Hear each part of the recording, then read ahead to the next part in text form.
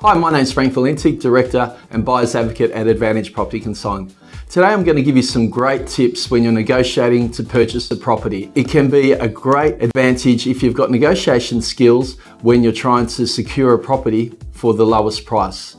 So some of the things we look at and use in our 20 years as buyer's advocates when we're negotiating, firstly, it's really important to try and make the offer as attractive as possible to the vendor.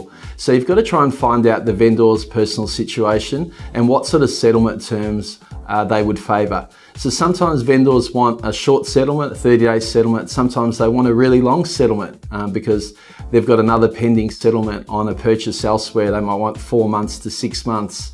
So really find out first what settlement terms they would prefer, and that could go a long way to help you negotiate the best possible price, because it's not all about price sometimes, it's about the whole package deal for some vendors. Secondly, it's really important to do due diligence and arm yourself with some lower comparable sales and use these when you're trying to negotiate with the vendor and the vendor's agent. So we use a number of property databases, which gives us all the recent sales as well as off-market and distressed sales. So we've got a lot of data there that we can use to leverage our offers. So we'll usually attach our offer with at least 10 recent sales that will support our lower offer. And that is really, really important, because it's like going to court. If you've got no evidence behind you, you're not going to win a court case. You've got to have your evidence there to support your argument and to support your offer.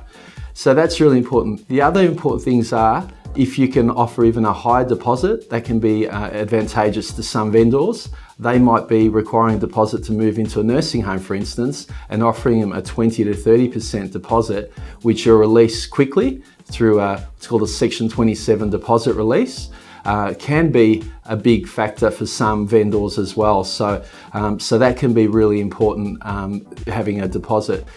Make the offer as unconditional as you can. So if you're making it subject to finance and you're making it subject to building report and subject to due diligence and subject to everything else, it's not a strong unconditional offer. So try and make your offer subject to no conditions, and therefore the vendor has a very clean offer, and one that if they sign off on, will get a deal over the line. So make sure you've got your finance pre-approved. Get a building report done beforehand, check the contracts out with a conveyancer, so do your due diligence and make the offer as unconditional as possible.